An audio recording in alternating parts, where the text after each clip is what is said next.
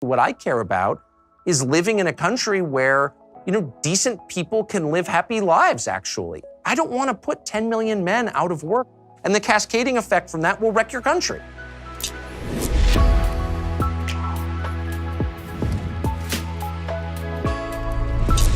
Hey, and welcome to the Sunday Special. I am super excited to be joined by Tucker Carlson, and we're going to jump into his brand new book, Ship of Fools, which is already a massive bestseller on the New York Times charts and on charts that are more reputable than the New York Times charts. And we'll get into all of that in just a second. But first, we have to talk about your imminent death. So you're going to die at some point here, and that's why you need life insurance. Life insurance isn't the most enjoyable thing to think about. Most people don't like thinking about dying, but having life insurance is a really good feeling because you know that if you do plot, your family won't have to start a GoFundMe to stay afloat. Policy Genius is the easy way to get life insurance online. In just 2 minutes, you can compare quotes from the top insurers to find the best policy for you. And when you compare quotes, you save money. It is indeed that simple. Policy Genius has helped over 4 million people shop for insurance, placed over $20 billion in coverage. They don't just make life insurance easy. They also do disability insurance, auto insurance, home insurance. If you care about it, they can cover it. So if you've been avoiding getting life insurance because it's tough or confusing, give Policy Genius a try. Just go to policygenius.com, get your quotes, apply in minutes. You can do the whole thing right now on your phone. Policy Genius is indeed the easy way to compare and buy life insurance. Again, you need life insurance, okay? I know you don't think you do. I know you think you're never going to die, especially if you're a young listener to this show. I promise you, one day you'll be on your deathbed. You'll be like, God, it's too late to have gone to Policy Genius. That's why you should have done it before, you idiot. Go to Policy Genius right now and take care of it. It is the easy way to compare and buy life insurance. Okay, so let's start off with this. A lot of people don't know your actual background, like where you came from, because folks sort of exist in the immediate ecosystem. So Yes, they do. what is it? Where did you come from? Where did you grow up? How did you become Tucker Carlson, the biggest host on cable news? I filled a job that was open. Chance plays a massive role in life, which is part of the thesis of my book, and it's unacknowledged. But I grew up here, actually, and I'm from Southern California originally. I lived right here in Los Angeles, very close to where we are right now. I actually went to first grade in this town. And then I moved to La Jolla, and then I went to high school and college on the East Coast and kind of stayed in Washington, where my family had moved to work for the Reagan administration. And I've been there ever since, and I've had a series of jobs, mostly in print, magazines, newspaper, and then website, and then worked at CNN, MSNBC, PBS, and ABC, and Fox. So I've just kind of been always in the world that I occupy now with varying degrees of success based partly on the amount of effort I was exerting in the job I was in and also based on luck and things you can't control. So what sort of shaped where you are politically right now? Because if I look at your political career, you were much more aggressive on foreign policy in the early 2000s, for example. Now you're much more isolationist on foreign policy. Well, how did you move? Can you kind of chart your political movement over time? I have always tried to be much more than right. I've tried to be evidence-based. I don't, especially as I age, I believe less in theories or constructs, and I believe more in results. And I also believe in honesty. And so if you think that the policy that you're proposing will, reach a certain conclusion, produce a certain result, and it doesn't, I think you should acknowledge that. And I think you ought to change your views based on the evidence. And so to bottom line it in a sentence, America has changed so dramatically in the 49 years that I've been here that, why wouldn't my politics change? They've changed completely on all kinds of different issues. I was once pretty stridently pro-choice and for the death penalty. And now I have very strong feelings in the opposite direction. I've supported all kinds of things that turned out to be wrong, but that's the point. They turned out to be wrong. So you should reassess. And what drives me insane in living in Washington for 35 years is watching people make these grand decisions with the best intentions, by the way. I think most of our policymakers have good motives. I do think that. I know them. But they watch their policies fail. They don't acknowledge that they have failed. To the extent they do, they blame the population for their failure, and then they repeat the mistake. I have a bunch of children. I'm never surprised when they make a bad decision, ever, because people do. They're human. I am too. What I require is that they acknowledge that they've made a mistake, that they say sorry, and that they try better based on what they've learned from that mistake. And that's exactly what doesn't happen in Washington, and that's why I'm mad. So when it comes to ideology, so I actually am a stronger believer in ideology than you are. One of the reasons being, it seems to me that the way that we determine whether an appropriate metric for success has been achieved is ideologically based, meaning that we can both look at the same policy and I can say that its goal was achieved. And if you're using a different ideology, then maybe its goal has not been achieved. So what's your metric for success on particular issues? So I guess I move by instinct increasingly, again, as I age. Your view changes, I think. Mine has. The way you measure things changes. I increasingly distrust complexity in worldview. So I start with where I want to end up. What's the goal? What kind of society do you want to live in? You want to live in a place where the family is basically unmolested, where the human conscience is totally unmolested, where you acknowledge you can control people's behavior. You can tell people, you can't do that. We all have to live together. You can't sleep in a crosswalk. Sorry, it's not allowed. But what you never do is try to control or mandate what people believe. That is a kind of, that's a sphere that you would never violate. And so in the end, you want to live, if you're in a democracy, any democracy, you want to live in a country where the middle class, normal people, with 100 IQs making 80 grand a year can lead, productive, meaningful lives, unbothered by the people in power. And they have the hope, at least, that their kids can do slightly better than they have. That was kind of the rule for a lot of certainly the post-war period in this country, and it no longer is. So my question always is not like what party wins or, is my economic theory validated or not? It's, can we get back to that? Or can we get as close to that as we possibly can? And we're moving farther away from it. That's my frustration. So I think that there are a couple issues that you mentioned there, and I might want to bifurcate them for purposes of the discussion. So issue number one is sort of the free speech issue. People should be able to say what they want. People should be able to lead their families how they want to lead them. There we're in complete agreement. Right. And I think that the unity of the right is largely based on agreement on this particular point. That's right. The foundational questions, without which none of the rest is possible. And right. then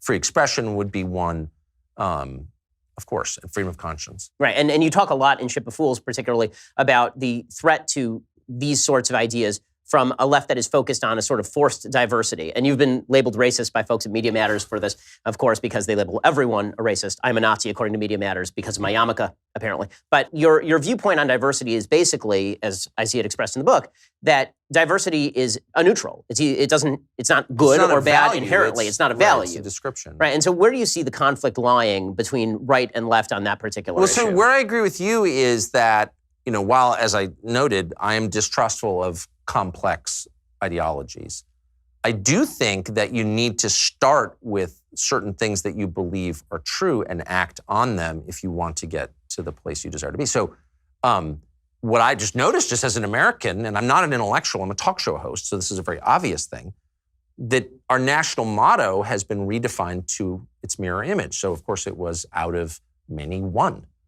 And now it is diversity is our strength. So I think it's fair if you, without asking my consent, replace the core principle of our country. It's fair for me to ask if that principle is worth organizing a country around. So I just asked the obvious question, is diversity our strength? And of course, like so much they say, it's not only untrue, it's the opposite of what is true.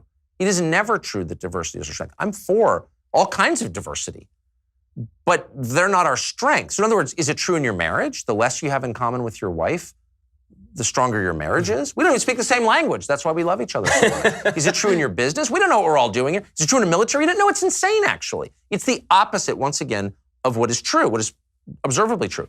So I just noted that. And by the way, at the same time I noted it, as I did, 50 nights in the past 200 nights, I made the case explicitly against racism, which is you are not responsible for your immutable qualities. You can't control your height, your hair color, your DNA, what your parents did. None of that is your fault, and you should not be punished for it or rewarded for it. That is an argument against racism, explicitly.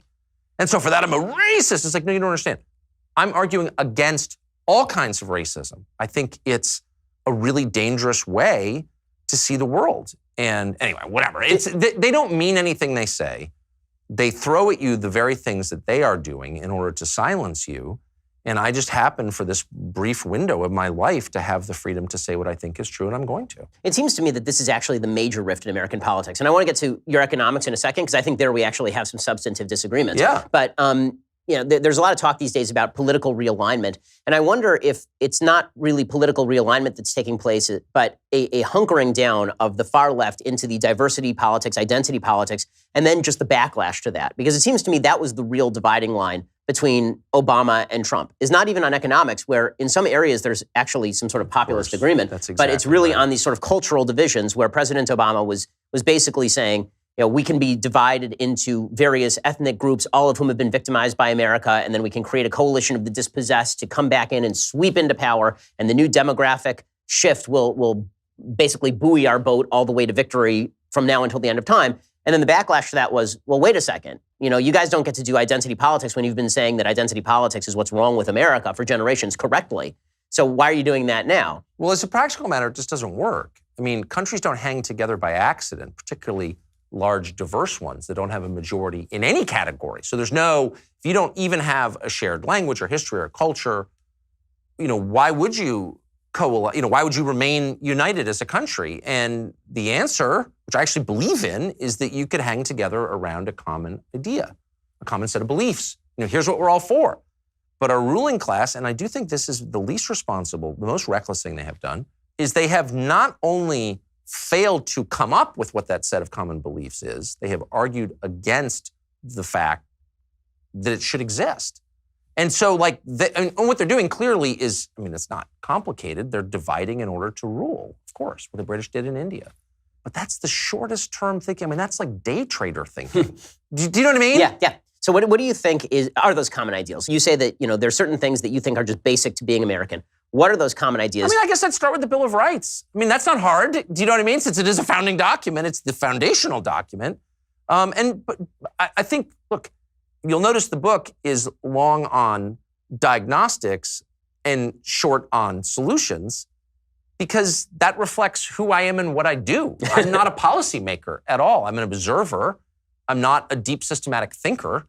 Again, I'm a talk show host. Right. So I'm pretty good at telling you what I think is wrong. It's not as clear how you fix it other than go back to the obvious things.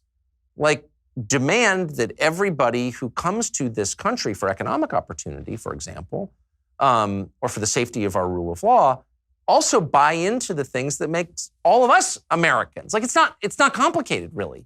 I would start with the Bill of Rights. You have an absolute right, as defined in 1967 by the Supreme Court, but also by sort of centuries of tradition here in this country, which we inherited from another culture across the ocean, to believe what you believe. Unmolested, period. It's an absolute right. You can't violate my conscience. And that right is under assault, not by a political party, but by, in effect, a secular evangelical faith, which we're calling progressive or liberal or whatever, but it's not. It's a species of religion that seeks to convert by force and that is deeply anguished and concerned that other people disagree.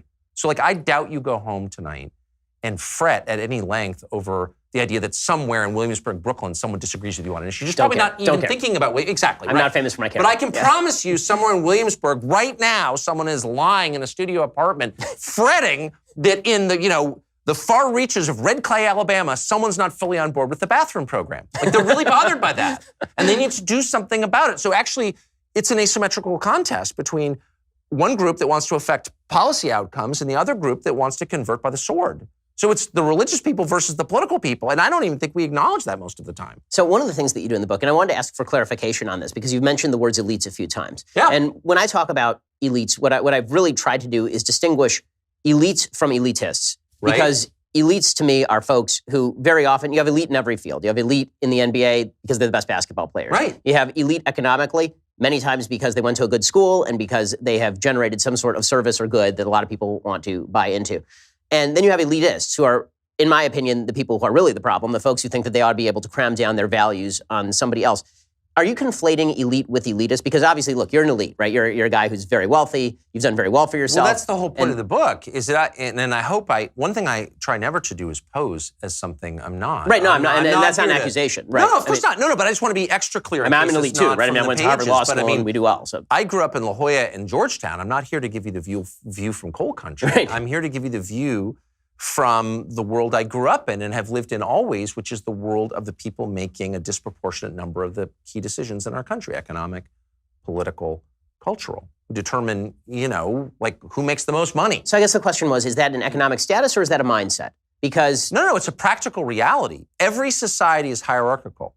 I'm not arguing against that. People are innately hierarchical. So are dogs. It's a mammal thing. Okay, so you're not going to change that. There will always be people who are making more decisions than other people, who are making more money than other people. They are the people at the top of your society. What has changed from previous generations is not simply the magnitude of the concentration of wealth and power, though I do think as measurably that it is more disproportionate than ever. But that's not really what's changed. What's actually changed is the mindset of the people in charge.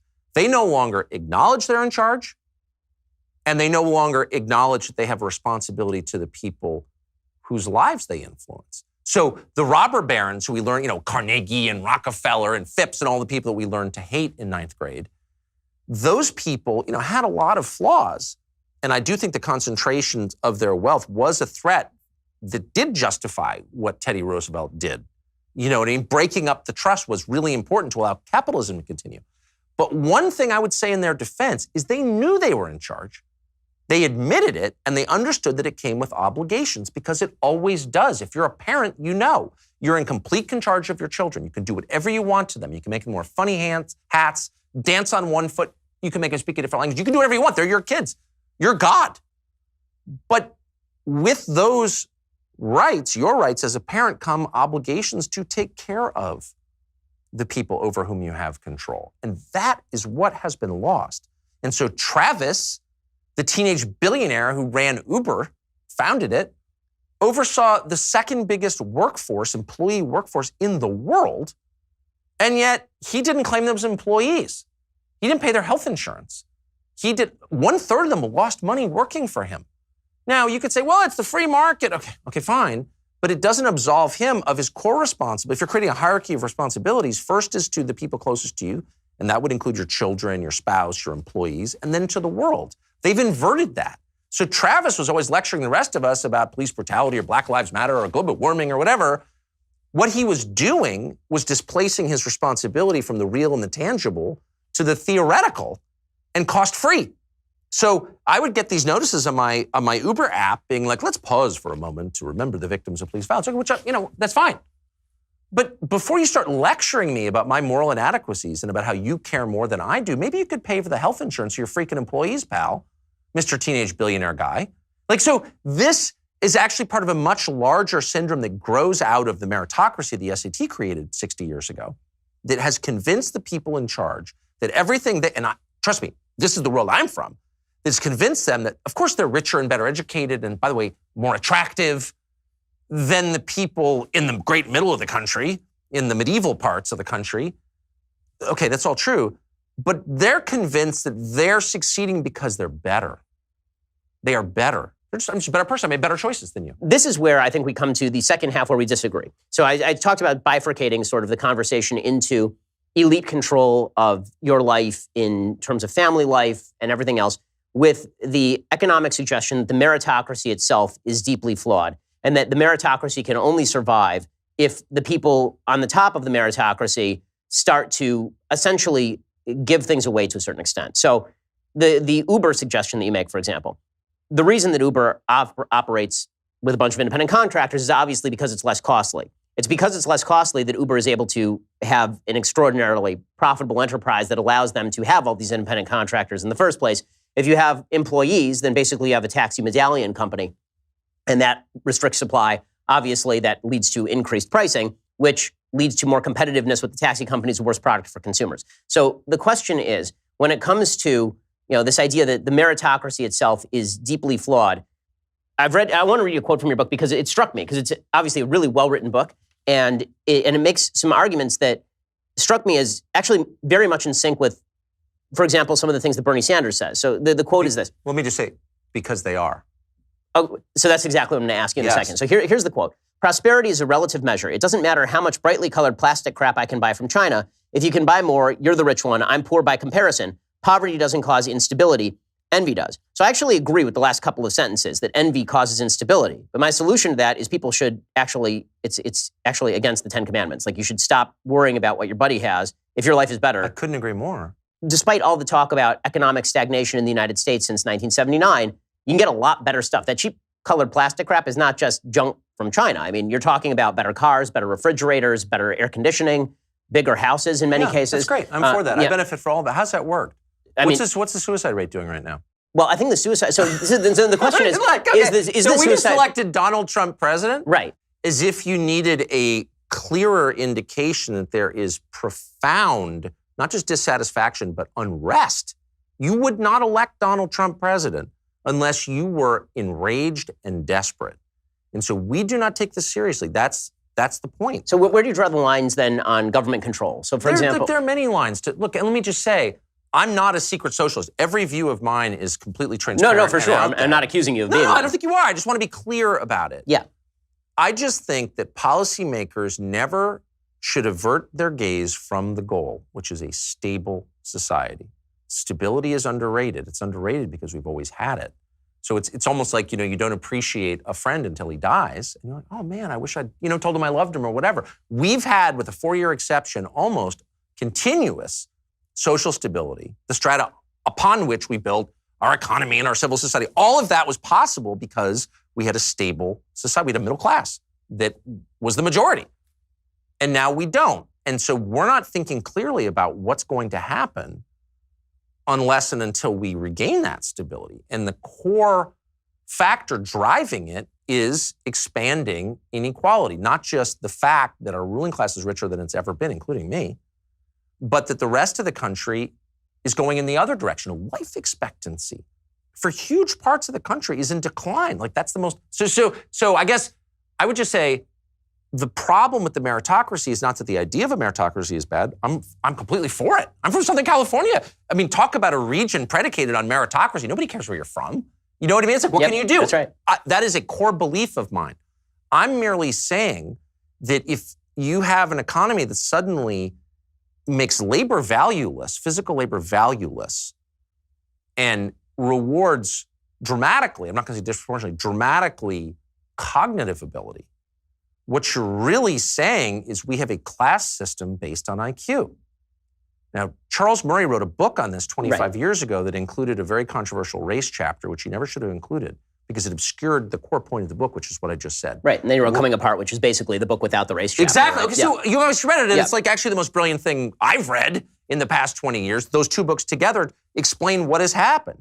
We have a ruling class that is becoming impenetrable, actually. You can't join unless you have inequalities that are the kind of price of membership. I mean, we do have 7 million unfilled jobs in the economy right now. We do. People are moving less, however, than they have in the past 30 years. So the real question is, you mentioned the suicide rate. It seems to me that your explanation of a lot of the social discontent in the United States is economically based. Yes. And for me, I think that a lot of that social discontent is less economically based than spiritually based. But because I think we are more prosperous. I'm doubtful, actually. And the reason that I'm doubtful is because we are, as a society, more prosperous than any society in the history of humanity, including the people at the lower end of the spectrum. And that's not to say that there aren't people suffering, but by comparison to any other time in human history, it's not close. No, but I'm not making that argument, though. So this is the Heritage Foundation argument. Like, you're worried about the poor. They have 3-color TVs. I get it, and I believe that for a long time. And I'm for whatever. I don't. Right, you're right. That's great. And I'm grateful that no one is starving and has never starved really in the last 100 years here, including during the Depression. But that's missing the point. What you want is a society that is cohesive, where everyone feels part of the same thing. You don't want the people who are making the huge majority of important decisions to be completely cut off from everyone else for a bunch of reasons. One, it will engender resentment, inevitably, as it has. And the people who feel resentment, since they still have the vote, their labor is worth nothing, okay? That's why labor unions have collapsed. The value of labor has declined over the past 100 years dramatically, but they still have the franchise. They still have political power. And what are they going to do with that power? They're going to punish you. But isn't the with way populism, and that Trump is the beginning of that. But isn't the way that at least the founders thought of this, that the way to prevent the elites, an elite class from controlling other people's lives is to restrict the inherent power of government to control everybody's life? When you suggested before that the goal of the society should be stability, everyone wants a stable society, but there are lots of different, I mean, you say this in the book, there are lots of different types of stable societies. Right? I mean, there are monarchies that are stable societies. There are communist regimes that are most stable right, societies. exactly. They're dictatorships that are incredibly, North Korea is a very stable society. That's right. So is the goal of our society stability primarily or freedom? And when do the two come in conflict? Because they often do, and that's an incisive question, and you're exactly right. And I would say to narrow the goal down to a single thing, as I did, is probably stupid. Stability makes a lot of other things that you want possible. But I would say within the American context, what you want is a country where the average person, again, with an IQ of 100 and, an income of 90 grand a year and 3 kids can sort of live the life that people lived under those circumstances in 1950. Like you want, the average person to feel like he's vested in the society, that he can have a stable family without, by the way, let me just say, the economic impetus behind family destruction is totally underappreciated by conservatives. So they looked at the landscape of inner city America for 50 years and they're like, nope, family formation's gone. Like the overwhelming majority of kids grow up without a father. That's a cultural problem. Yeah, well, okay, yeah, it is a cultural problem. That's one way to describe it. But what's its root? Why did it happen? Well, look at rural America now, where you're seeing the incidence of fatherlessness like spike. Yep. It's unknown in my neighborhood. I live in a rich neighborhood. I'm sure you do too. Right. Like everyone's married, okay? Mm-hmm. There's no divorce where I live. In rural America, divorce among white people is now the rule. Out of wedlock births in a lot of zip codes are the majority. It's not. Why did that happen? Because the men make less than the women. Nobody wants, then there's so much social science on this.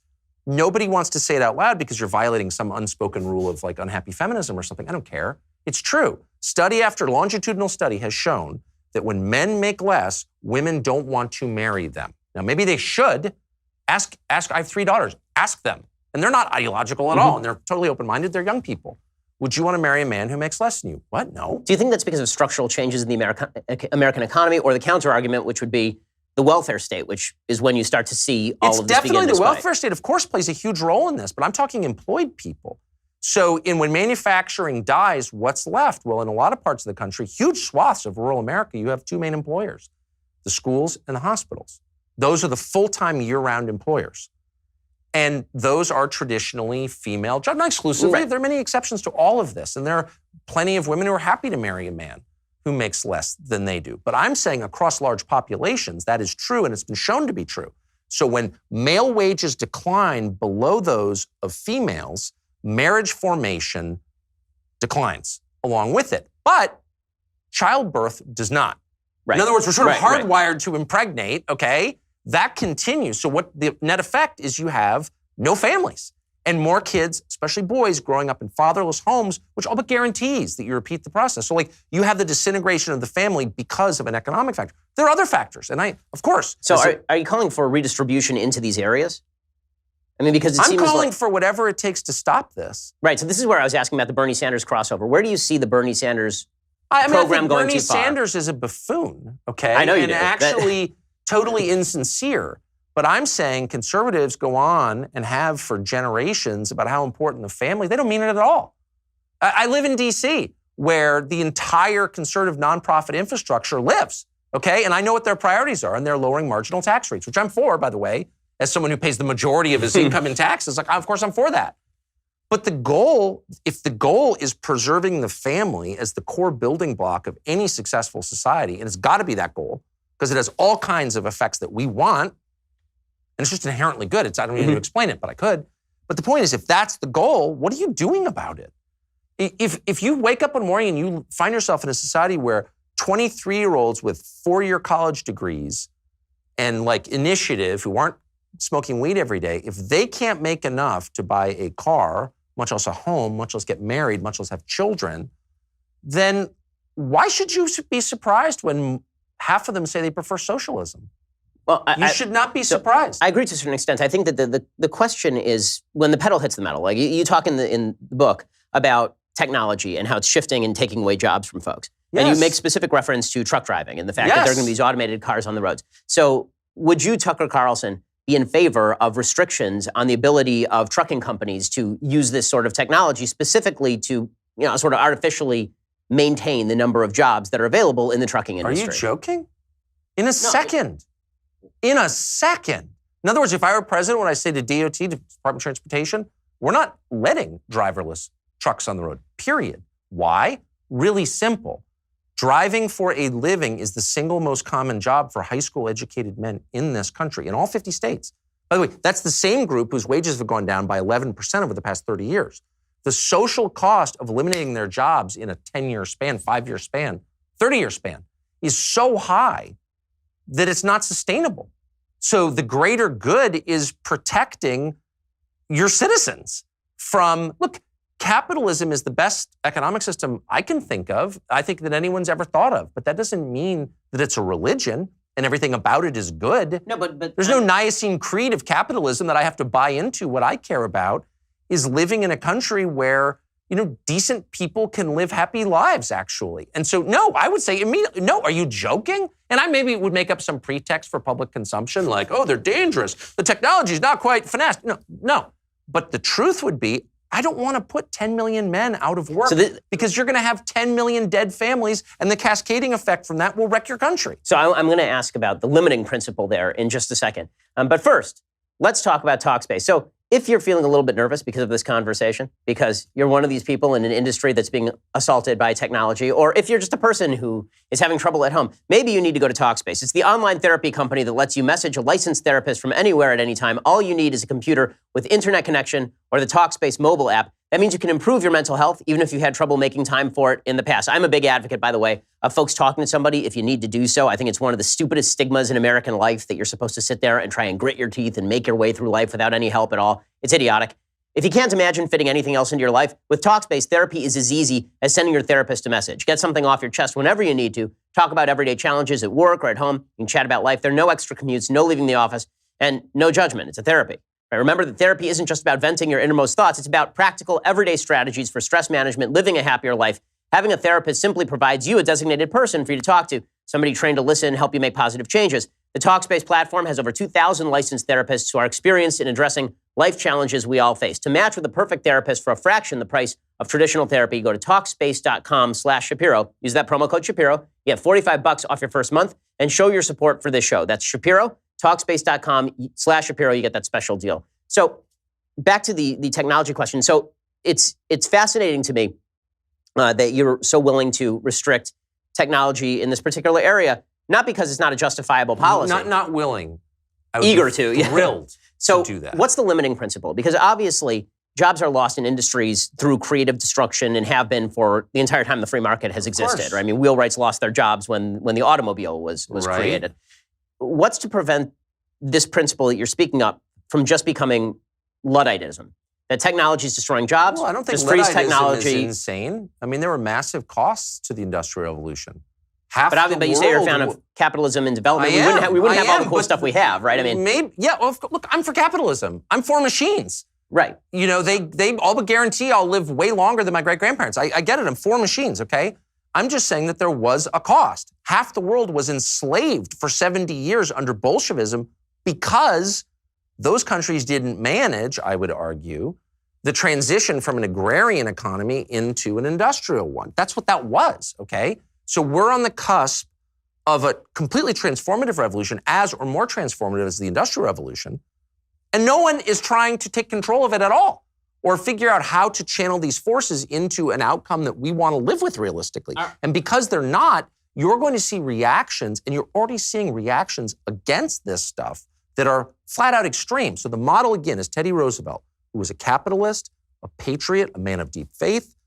He was not anti-business, and yet he restrained American businesses. He broke them up and was hated for doing it in the service of a higher goal, which was a stable, happy country where the traditions could be preserved. If he didn't do that, there's no telling like what would have happened to the wobbly, the IWW or whatever. We could have gone in a totally different direction. I mean, so I will admit I'm not a Teddy Roosevelt fan, and I would have opposed the trust busting. But when it comes to the sort of politics we're talking about, I guess my major question is it a contributing factor to societal unrest to tell people that politics is to blame for the problem? Are we edging on political messianism? The idea that if we just change a couple of policies here or there, then we'll be able to fix everything. When the reality is that, as you talk about, a little bit in the book, what we may be suffering from is an actual spiritual malaise. And maybe economics has something to do with it. I would argue that it has a lot more to do with a generalized move away from social fabric driven by all of the factors that used to exist in churches and all of these things. And that if we are going to maintain both freedom and stability, the John Adams formulation was that this Constitution was only built for a moral and virtuous people. It wasn't built for any other. Got it. There are two ways to actually tackle that. One is to say we are no longer moral and no longer virtuous, so we have to change the freedom. And the other is to say, well, if we want to maintain the freedom, we have to become moral and virtuous again. And I wonder if we as public figures, because we're in the same business more or less, where we ought to be putting our focus. Should we be putting our focus on justifying people's fears about the economy and suggesting that a political messiah is around the corner? Or should we be saying to people, listen, the industry in your town may be dying. And as a temporary stopgap, perhaps we can stop technology from advancing. Perhaps we can stop trade from eating your job. Or should we be saying to people, listen, America was built by folks who crossed mountains to go to the middle of nowhere in pure risk. And you are guaranteed nothing in the United States but the adventure of your life. There are 7 million unfilled jobs. Maybe we need to actually move. Maybe you need to go to North Dakota and get a fracking job. Yeah, leave your parents' graves in the town you grew up in to move to some soulless city and become a cog in some thing. Well, that's the biblical mandate. Leave the land that you've known and go to some place for adventure. I don't know. It's a mixture of both. And I would, to answer your initial question, anyone who argues that any of this is going to be fixed by a person or a bill that makes its way through Congress or a new Supreme Court justice is lying to you. That's a grotesque and dishonest oversimplification of the sort that politicians and, by the way, talk show hosts specialize in. And so to the extent I played a role in lying about that, I'm sorry. I never want to be that guy. I always want to acknowledge how complex and multifaceted all of these problems are, because they are. I'm merely making a couple of very obvious observations. That there are downsides to this We stuff. are not servants of our economic system. We are not here to serve as shareholders. We're human beings, and our concerns are real. Now, they must be balanced against the concerns of shareholders and lots of other concerns. But to say that, if it's more efficient to have you move to some crappy suburb to serve some douchey company because that's what, is best to increase value, it's like, it's okay for me to stand up and say, there are other concerns here, actually. And there's a social cost to doing that. Anyway, this all used to be obvious. These things were actually debated during the Industrial Revolution. The Luddites are used for propaganda purposes to make the other side seem ludicrous. You're literally smashing machines. You're a dummy. You're an animal. You know what I mean? But actually, the concern is totally real. If you spend, just like roughly 5,000 years in one kind of economy that changes incrementally over time, but basically living from what you grow, living with your family and working 100 yards away for thousands of years, and then in the space of, 100 years after the steam engine is invented, everything is completely different. That's a lot. It doesn't mean that you should stop it or smash the machines with a hammer, but it means you should be thoughtful in the way you channel these awesome forces, these awesome economic forces. You are not a servant to them. They are tools that thoughtful people use to increase the goodness of their society. So I guess I'm just so struck by, whenever I talk to liberals or conservatives, market fundamentalists in Washington, they're like, well, we can't stop. This is technology. It's inexorable. We have really no role in it other than to try to benefit from it. It's like, really? You're talking about machines. Are they really in charge? No, we're in charge. We're human beings with free will. God created us to make these decisions. No, but there is a balance, obviously, between increasing prosperity across all of humankind, which has really been the result of free market capitalism over the past 40 years, and redistribution of the benefits, because the benefits obviously fall upon people deeply unequally. I'm not for taking stuff from people. I don't want my stuff to be taken from me. But regulations do that effectively. I mean, President Trump has been very anti-regulatory because of this. In a broad sense, maybe, I guess. I know that that's a talking point. I'm not a lot of regulations are unbelievably stupid, and they benefit, certain categories of rent seeker at the expense of everyone else. I'm very aware. I live among it. I know. And a lot of this is totally corrupt and counterproductive, okay? For sure. On the other hand, we have an obligation to think deeply about what's best for normal people. That's all I'm saying. That's it. That's all I'm saying.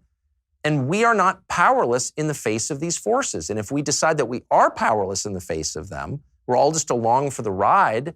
We're not the authors of history. We're merely just flotsam floating atop it. It's like, whoa, that's a totally different way of thinking about it that's really bad. And as we go through these changes, the people benefiting most, to whom much is given, much is expected.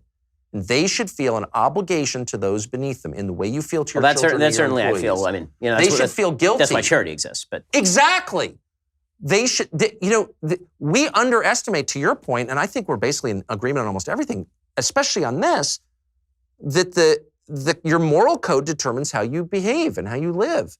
And so the robber barons were deeply fraught and guilty in some ways about their success because they were like guilty wasps. They were Protestant. Like, I get it. Do you know what I mean? Like, they're my people, so I know exactly what they used to think, which was, not everything I've achieved is the result of choices that I made. They were Calvinist on some level. Like, they understood that there are other things, providence, grace, luck, whatever you want to call it, that determined the outcome. So like the people now in charge, your average private equity guy, and I know a million of them and like them, okay? But they believe that they're rich because they're better, because they made good choices, and you're not because you didn't. Okay, that's true in some sense. Like, choices do matter, for sure. I quit drinking so I could be more successful, and it worked. Okay. But how does that explain the girl in your 5th grade class who died of leukemia? Did she make bad choices? Was it her fault? Really? If she just what? No. A lot of this is random. I have the job I have because of chance. And when I start telling myself I have the job I have because I'm a genius, that's when my soul corrodes, actually, and I become a bad person. So we shouldn't allow people to lie about the way life really is. That's all I'm saying. So let's talk a little bit about another area where you've shifted. And I think most of America has shifted. I think that your shift has reflected a huge majority of Americans, and that is in a more realist, isolationist direction on foreign policy. So in the 90s, you worked with Bill Kristol, obviously, who's very interventionist, very hawkish. And you have an entire chapter in Ship of Fools devoted basically to Max Boot and Bill Kristol.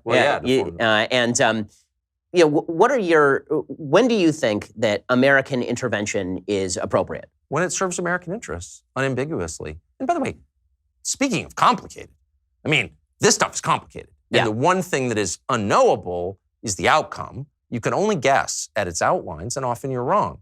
But you need to approach all of these questions with deep humility, understanding that, you think that X will produce Y, but it could produce K. You don't really know. If you do that, it doesn't mean you won't make mistakes. Of course you will, but you'll make fewer mistakes, less profound mistakes. Hubris guarantees disaster every single time, in every context. It shafted David, it will shaft you and me and the whole country. No, I'm serious. Yeah. When you start thinking that you're God, you are going to fall from great heights. And so the problem is not, these are very human problems, and they're longstanding problems, they're eternal problems. But when you have an entire city full of policymakers who don't acknowledge these problems, that's when you look, I supported the war in Iraq. It made sense to me, sort of. And I was certainly willing to go on faith. And then I went to Iraq and I was like, wait, very soon after, actually, in the winter of 2003, then I was like, this is not at all what I thought. And we don't actually have control of this country. We're not good colonialists because we're not willing to admit we have an empire. The British were very effective, and they could absorb losses like their loss in Afghanistan because they were honest about what they wwere doing. It was a colonial power that existed for the benefit primarily of Great Britain, also for the edification of the peoples over whom they ruled. They had that, there was a component to that. There was a Christian component, an evangelical component to British colonialism. But basically, it was we're acting in the interests of civilization, which we run. We are totally unwilling, as our ruling class is more broadly, unwilling to admit we're in charge. So we're not going to ever be good at it. So your choices are, do you continue being bad at it, or do you stop doing it? To what extent do you think morality plays a role in foreign policy, if any? Is it again, this is, I guess, back to our basic question. It's the heart of our foreign policy. And the moral question is, what's good for the people in our charge? Right. So again, that goes back to the metrics of success. So so is the metric of success, let's take an obvious example where opinion is pretty fraught. So take the intervention in Syria. Right. So I am not pro-intervention in Syria. I know you're not pro-intervention in Syria. By the same token, you look at the human carnage that has taken place in Syria. What's in America's interest there? Are we judging that in terms of dollars and cents? Are we judging that in terms of what we would have to sacrifice in order to stop the carnage? are we justifying that in terms of immigration? As you say, it's very complex. It's very complex. And Syria is maybe more complex than in certain other situations. But Frank, let me take a different example. So World War II, when we look at World War II, pretty much all Americans agree we should have been involved. We were attacked by Japan. Germany declared war on us. You have no choice. When you look in retrospect at how we justify our involvement in World War II, most Americans, if asked why we were involved in World War II, would probably not say Pearl Harbor. They would point to ending the Holocaust and defeating Hitler as a moral matter, that these were evil regimes that needed to be defeated. Right. When is humanitarian intervention justified, not based on dollars and cents or based purely on self-defense concerns, if at all? You mean quite apart from self-defense concerns? When just for its own sake, something terrible is happening somewhere in the world. Saving lives. I mean, you have to weigh. That's a Christian impulse. It's a Jewish impulse. It's a decent impulse, I guess is what I'm saying, to want to help people. I think that's right, and we have a robust NGO sector that makes its business doing that. To great counterproductive effect, actually. But anyway, that's a whole. A dictator sees all money. That's exactly right.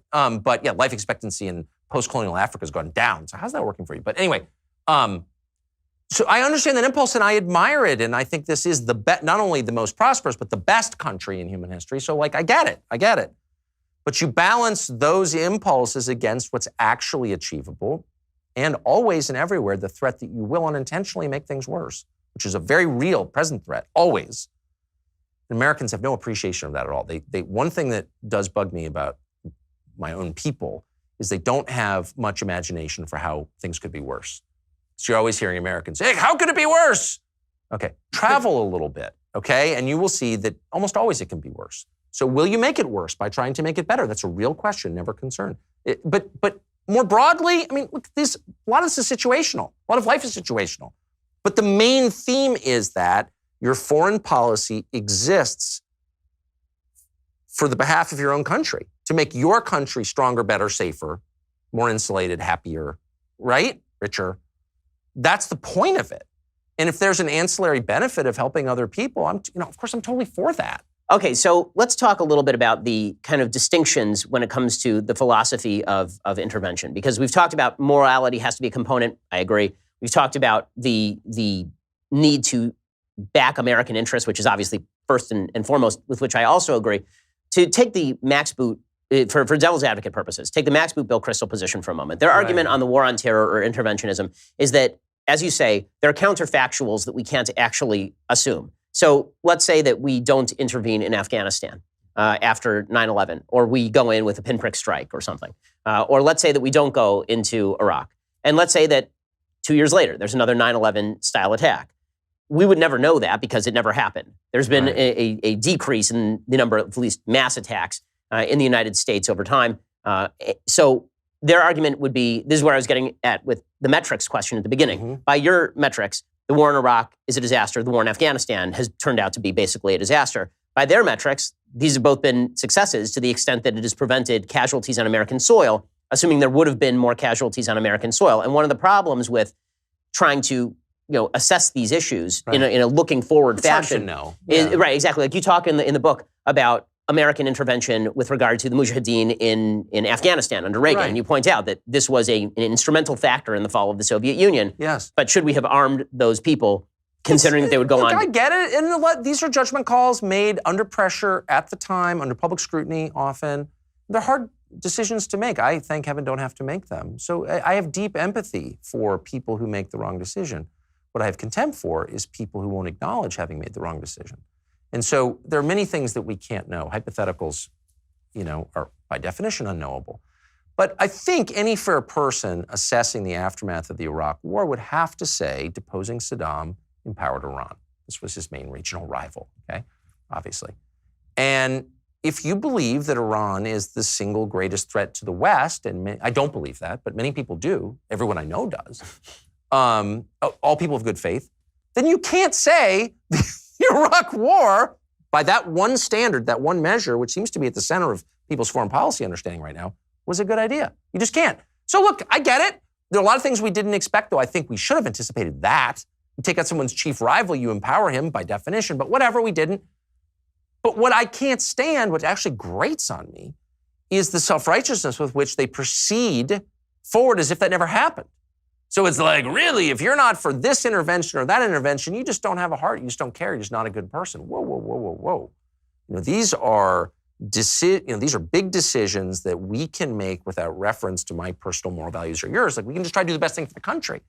But you should at least acknowledge, you, the guy who's telling me that we need to go to war with Iran now, that the decision that you helped make created the problem that you now tell me we need to solve. You should at least admit that, or else you're a liar, which they are. Okay, so I do have one final question for you. I want to ask you about President Trump and how he's done so far. If you want to hear the answer to that final question, however, you do have to be a Daily Wire subscriber. To subscribe, go to dailywire.com, click subscribe, give us money, and you can hear the end of our conversation there. Well, Tucker, it's just great to have you here. I'm so glad you can make it out to the West Coast. You. And this book, Ship of Fools, you should definitely check it out. I'm sure you already have a copy. But if you do, read it. And if you don't, go buy it and then read it, because it'll give you a great window into the frisson of American politics right now. Tucker, thanks so much for stopping by. I really appreciate it. That was so fun.